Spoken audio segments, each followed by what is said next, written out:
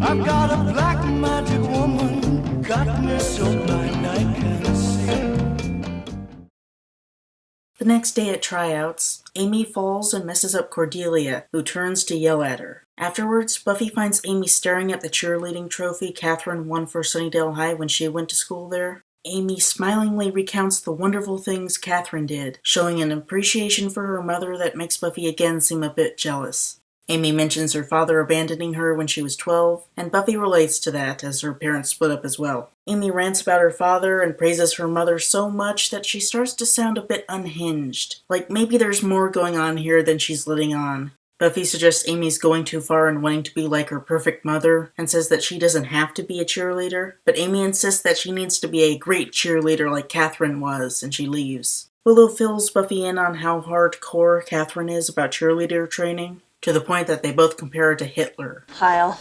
Willow reports on her research. Amber seems clean. They decide to wait and see what happens. And then we get a red herring scene somewhat reminiscent of the series opener. Amy is in the spooky locker room with all the signs that something will happen to her, like some monster will jump out at her. And we get Cordelia showing up to threaten her. Her threat is just on the typical annoying popular girl level, but it strongly implies that Cordelia is the witch. She looks like one! This seems odd to the current Buffy fan because we know Cordelia is a series regular, but to the people to first watch this, she could have been a surprise villain like Darla and as disposable as Jessie. If she were, I don't think that there would have been anything anti-feminist about it, as there is always balance with the good female characters and redshirt male characters. Willow tries to talk to Xander about Amber, but he's more interested in Buffy wearing his bracelet, which he thinks would be proof that she's into him, even though he denied the bracelet being romantic. He's basically a delusional idiot, and the episode makes this clear. At the same time Xander's crushing on Buffy, Willow's crushing on him, and we care as much about Willow's hopes of getting Xander as Xander's hopes of getting Buffy. Willow keeps her interest secret, and urges Xander to ask out Buffy.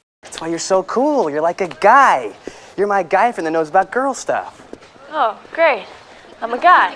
The phrasing is funny because it means Xander classes Willow as not a subject for romantic desires, which reveals heterosexism, the underlying assumption that everyone, or at least everyone present, is heterosexual. In Season 3, Episode 16, Doppelgangland, it will be revealed that Willow has some homosexual tendencies. I think I'm kind of gay.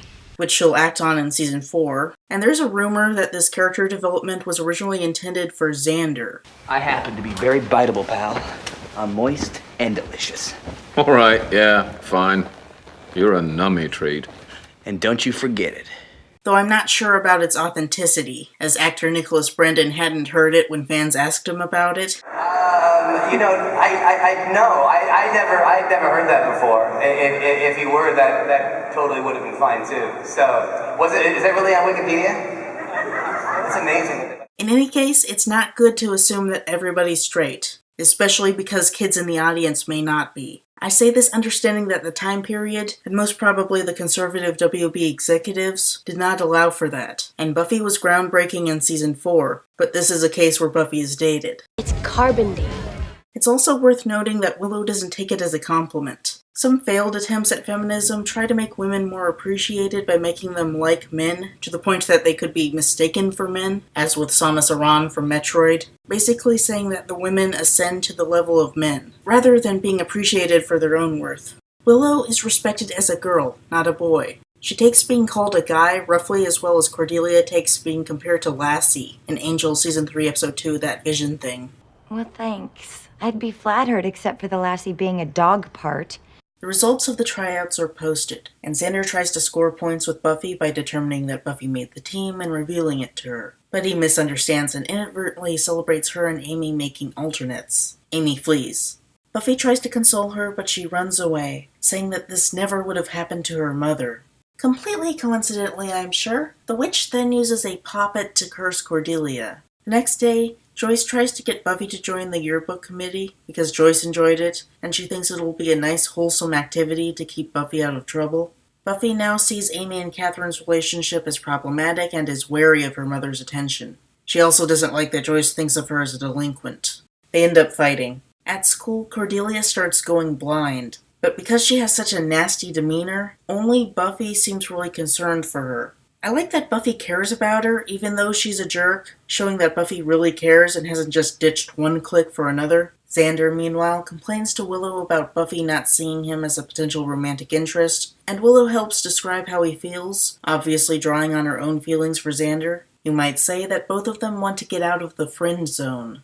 In recent years, feminism has looked critically at treatment of the friend zone idea, deriving from Friends Season 1, Episode 7, The One with the Blackout, referring to when someone, usually a man, wants to have a romantic relationship with another party, usually a woman, who wants to keep things platonic. She puts him in the friend zone.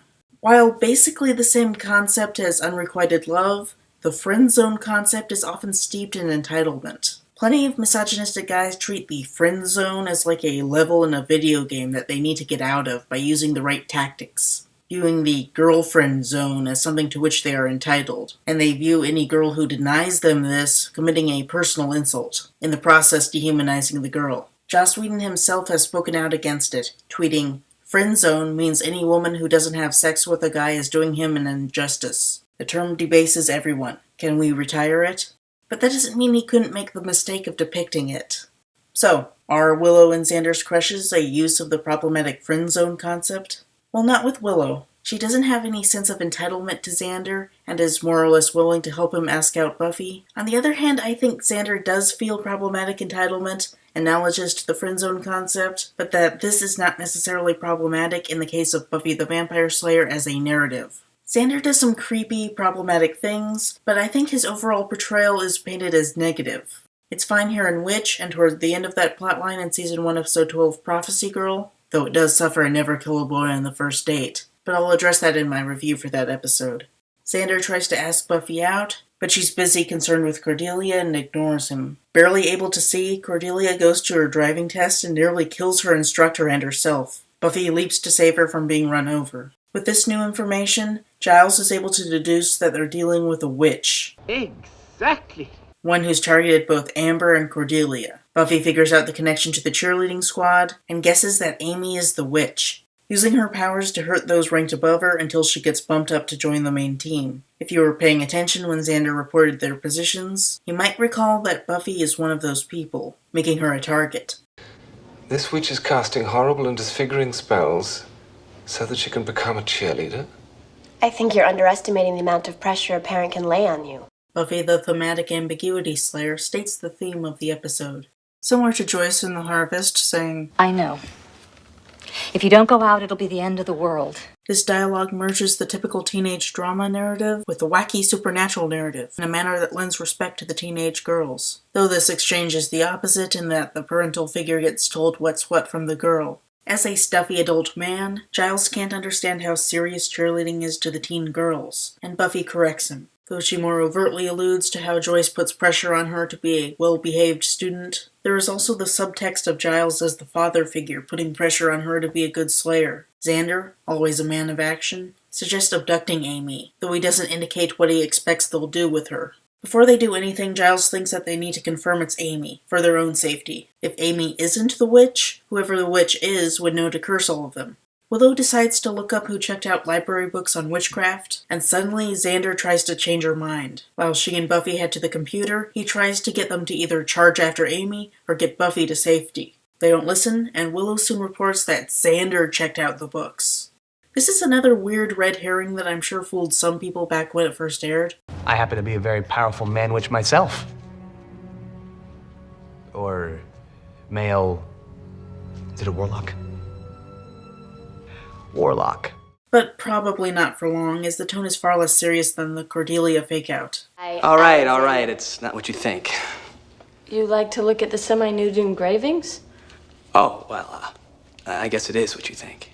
This used to bother me, but I've come to realize that it's really no different than Buffy looking at Coco Pelli. It's the balance that makes it okay. Xander ogles cheerleaders, and Buffy ogles Angel. Xander looks at antique pagan nudes for a pornographic thrill, and Buffy does so with tribal art. Both male and female teenagers' lustfulness is treated as natural and healthy, which is actually more of a third wave point than a second wave point, making this one aspect of Buffy that isn't carbon dated. There are ways of telling whether she is a witch. According to the BBC's Buffy episode guide, the original script had Giles, in the search to find a witch detecting method, read from one of his Watchers books that they should throw her into the pond. Throw her into the pond! If she floats, she's a witch. If she drowns, she's innocent. He would then reject that idea, saying that some of his books are outdated. I'm glad that they didn't shoot that scene, as this would suggest that the Watchers were behind the original witch hunts, and that the witch hunts themselves were justifiable actions in the fight against evil. In the finished episode, Giles comes up with a magic potion that will turn blue if Amy's the witch. But first they need her hair, and then they need to apply the potion to her skin directly. Willow and Xander are supposed to mix the potion together in science class, but Xander becomes squeamish about harvesting the Eye of Toad, and Willow calmly does it for him. This is another example of the sentiment expressed in Welcome to the Hellmouth, for Willow is the one good with STEM fields, who Xander goes to for help, thus providing girls with an inspirational figure. This is particularly feminist, for subverting the idea that girls will always be intimidated by dissecting animals, while guys are supposed to be naturally suited for the rational demeanor of a scientist. It also foreshadows Willow's entry into witchcraft, and perhaps even her killing of the baby deer in Season 6, Episode 1, Bargaining Part 1. Buffy gets the hair, passes it to Willow, who completes the potion, and then Buffy confirms she is the witch. However, another girl gets cursed, and Amy looks surprised, and none of the Scoobies have heard of acting, so now they think that Amy might be innocent. Buffy thinks that Amy casted a spell, but doesn't realize what a danger she is. Meanwhile, Amy arrives home, and we see that things are quite different than we were led to believe. Amy is actually cocky, domineering and in control of the household, and totally evil. Catherine is afraid of her and is bullied into doing her daughter's homework. Amy seemed kind of morally ambiguous before, but now she's like a Lifetime movie villain. She comes across as an evil daughter, to contrast with Buffy as the good daughter, and it makes the Buffy-Joyce relationship seem ideal in contrast. Amy reveals that she's taken Buffy's bracelet and will now curse her. I put a spell on you, and now you're gone. This curse initially manifests in making Buffy wake up completely wasted, which is at least some basis for the much disliked magic as drugs metaphor of Season 6. High on magic, she enthusiastically sings the Village People song Macho Man, which seems like it could be an allusion to the gender role themes of the show. Joyce tries to apologize, but Buffy's not in a state to care, and she just brushes aside the whole conflict, much to Joyce's confusion. At the cheerleader practice, Buffy accidentally injures a girl by using her super strength when she shouldn't, so Buffy gets kicked off and Amy gets the position she always wanted. Before she reveals anything about the supernatural goings-on, Xander and Willow drag her out of there. In the hallway, she starts praising Xander, so he pauses to hear what she thinks about him. Do you have any idea why I love you so, Xander? You gotta get her to Let her speak. I'll tell you. You're not like other boys at all. Well, You are totally and completely one of the girls. So now Xander faces the same thing he subjected Willow to, his crush classing him as having no potential for romance and not appreciating his gender. Willow certainly enjoys his comeuppance. And that is the main reason why the earlier scene with Xander and Willow is fine. We get this Buffy and Xander scene to balance it out. Xander being called a girl is interesting. Girls are typically so disrespected that it's expected to be automatically degrading to be called a girl, even when the subject literally is a girl. As with Giles suggesting that Buffy's about to say that she throws like a girl when she loses her powers in Season 3, Episode 12, Helpless. Xander being compared to a girl is treated as degrading elsewhere in Buffy, such as in Season 2, Episode 5, Reptile Boy, when he has to dress in a mockery of female attire as part of a fraternity hazing ritual. Or in Season 2, Episode 20, Go Fish, when Cordelia mocks him for running like a woman away from a monster. In which, however, I think there is a certain legitimacy given to the girl identity. Xander is not a girl, and the joke is that he isn't taken seriously as a boy, but the idea of being a girl doesn't come across as degrading in the same way. Buffy goes on to say that she feels comfortable with Xander because of his apparent lack of romantic interest in her. This calls to mind how women will sometimes be drawn to gay men because their lack of sexual interest makes them non-threatening. This is a dynamic that will show up to some extent with regard to Andrew, who seems like he's gay even though he may be bi. Scully wants me so bad. This dynamic reflects the way straight men are typically seen as threatening. Xander obviously isn't physically threatening to Buffy, But there are enough social pressures as a result of living in a patriarchal society to make a male friend who wants to date you intimidating. The Xander-Buffy attraction throughout Season 1 teeters between simple unrequited love and a creepy stalker entitlement. But I think it's simple unrequited love in which, and I don't want to be biased by Never Kill a Boy on the First Date.